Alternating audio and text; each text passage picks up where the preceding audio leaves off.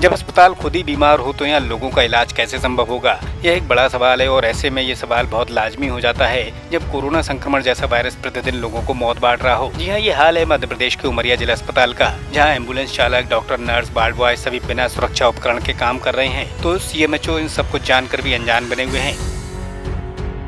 देश में कोरोना के चलते स्वास्थ्य विभाग से जुड़े लोगों को उपकरण देने के साथ अपनी ड्यूटी को अंजाम देने को कहा गया, तो साथ ही पंचायतों तक यहां बजट को उपलब्ध कराया गया जिससे सुरक्षा में कोई चूक न हो। लेकिन शायद ये फरमान उमरिया के डॉक्टर्स के पास नहीं पहुंचा। एम्बुलेंस के चालक नरेंद्र दास पनिका 108 के पायलट के साथ अन्य स्टाफ यहाँ बिना सुरक्षा किट के काम कर रहा है। तो वहीं पास में मध्य प्रदेश का एक और जिला इंदौर कोरोना का हॉटस्पॉट बना हुआ है। ऐसे में जब स्वास्थ्य वर्कर्स को सुरक्षा के उपकरण नहीं दिए जाएंगे तो ये अपनी जान की बाजी लगाकर अपने फर्ज को कैसे अंजाम दे पाएंगे। आप ही सुनिए क्या कहते हैं एम्बुलेंस के स्टाफ। यहाँ पर मुझे जो है भेजा जाता है कोरोना पेशेंट को अटेंड करने के लिए, जिसमें मैं कोरोना पेशेंट को लेके आता हूँ। बाकी मेरे को सुविधा कुछ भी नहीं दी गई है, सिर्फ फ़ोन द्वारा मुझे भेजा जाता है कि आप फ़ोन लगाते हैं, एम्बुलेंस में डीजल डलवाए, वो भी ज़बरदस्ती कहने पे डीजल डलवाते हैं। और डीजल डलवाने के बाद में मुझे भेजते हैं कि जाओ फलाने जगह कोरोना पेशेंट है, वहाँ से पेशेंट उठाओ और हॉस्पिटल लेके आओ। हॉस्पिटल में यहाँ पे उनकी जो है ब्लड सैंपलिंग की जाती है और सैंपलिंग करने के बाद वैसे ही मुझे गाड़ी पे ना तो गाड़ी पे क्वारंटाइन की जाती है, ना ही कुछ की जाती है।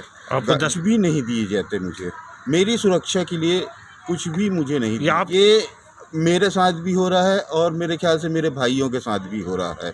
किसी भी वार्ड बॉय को, किसी भी यहाँ पे कर्मचारी, मेरे भाइयों को किसी को नहीं दी जा रही है। ये सुविधा किसी भाई को नहीं दी जा रही है। सर PCR उमरिया लोकेशन का पायलट हूँ और सर ये इसी में ड्यूटी करता हूँ। मास्क वगैरह कुछ नहीं है, वही जो एक मास्क मिला है इसी को धुल के काम चला रहे हूँ अभी। और सैनिटाइजर वगैरह भी नहीं है। अब अधिकारी को बताएं CL सर को, तो उनने बोले हैं कुछ दिन के बाद हम अप्रूव करवा रहे हैं, अभी तक मिला नहीं सर। क्या बताएं सर, अब डर तो बनी रहती है हमेशा, यही लगता है कि आज हो जाएगा अप्रूव, कल हो जाएगा। अब ड्यूटी है सर, इसलिए करना पड़ रहा है, क्या करें, समाज सेवा है। साफ करने की व्यवस्था तो सर वही है, सर्फ एक्सेल से गाड़ी धुलते सर वॉश करते हैं। और सर हम लोग के पास ग्लव्स भी नहीं है, जो हॉस्पिटल से लिए थे ग्लव्स और मास्क, और सैनिटाइजर तो है नहीं सर। और जो हॉस्पिटल से जो मास्क मिला था, ग्लव्स मिला था, और उसी से यूज करें सर। तो ऐसे में अगर इफेक्टेड हो गए तो क्या करेंगे सर? डर तो बनी रहती है, लेकिन अब सर क्या करें, ड्यूटी है। पर कई बार ऐसे संदिग्ध पेशेंट आ जाते हैं जो अपने लक्षण नहीं बताते हैं, उनको हो सकता है कोरोना। तो हम लोग पास यही नॉर्मल मास्क है जो हम लोग को मिलता है, नॉर्मल मास्क है ना, और यही एप्रॉन है और ग्लव्स है नॉर्मल। और कोई वैसे जो स्पेशली जो कोरोना से बचने के लिए जो किट आती है कि इन्फेक्टेड व्यक्ति के पास हम जाएं और हम लोग इन्फेक्टेड ना हो, PPE बोलते हैं, पर्सनल प्रोटेक्शन इक्विपमेंट्स वगैरह, वो हम लोगों को प्रोवाइड नहीं कराया गया। बिल्कुल, अगर हमारी छोटी गाड़ी में बैठ गया तो हमारे पास प्रोटेक्शन के लिए कुछ भी नहीं है, कुछ भी हो सकता है। तो दूसरा भी जो बैठेगा उसके बाद वो भी इन्फेक्टेड होगा, क्योंकि कोरोना का वायरस कम से कम 2 से 3 दिन तक जिंदा रहता है। और गाड़ी के सैनिटाइजेशन की कोई व्यवस्था नहीं है, गाड़ियां भी इन्फेक्टेड है, कोई सैनिटाइजेशन नहीं सर। ऐसा तो अभी क्या है, हमको हॉस्पिटल से 4 मास्क दिए गए थे नीले कलर के, और अभी तक सैनिटाइजर तो हमारी गाड़ी में भी नहीं है सर। और मास्क भी पहले आए थे लेकिन वो खत्म हो चुके हैं, अभी तक आए नहीं नए। तो अभी रुमाली बांध के हम लोग कर रहे हैं ड्यूटी। और तो डर हमको भी बहुत रहता है, इसके बारे में हम लोग भी बहुत डर रहे हैं कि कहीं अगर हमको पॉजिटिव मिल जाएगा तो क्या करेंगे, क्योंकि कहीं ना कहीं से टच तो हो ही जाते हैं हम लोग, क्योंकि पीछे भी बैठते हैं, गेट भी बंद करते हैं, खोलते हैं। इस मामले में जब जिले के आला अधिकारियों से बात की गई तो उनका सीधा सा जवाब था कि उनके यहाँ सब कुछ दुरुस्त है, उनके पास किसी प्रकार की कोई शिकायत नहीं आई। तो साथ ही उन्होंने कहा कि 108 एम्बुलेंस के चालकों को ऐसी कोई किट देने का प्रावधान उनके यहाँ नहीं है।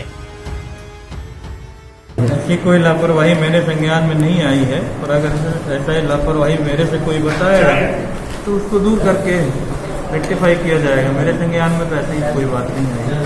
न कोई सैनिटाइजिंग की व्यवस्था वहाँ पे डॉक्टर रोहित सिंह हैं, वो 108 के नोडल भी हैं।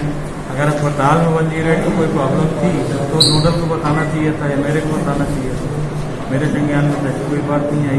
क्या कोई ड्राइवरों को ये जो हम लोग पहने हुए ये नहीं पहनना है, ऐसे कोई निर्देश नहीं, केवल मास्क लगाना है। तो उनके लिए क्या व्यवस्थाएं दी गई हैं जहां इतना ये संक्रामक रोग है?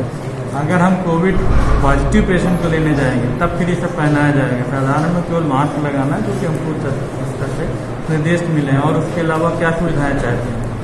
कैसे डिसाइड या तो मिलना चाहिए या नोडल ऑफिसर से मिलना चाहिए, बजाय इसके कि वो सीधे आपसे बताएं।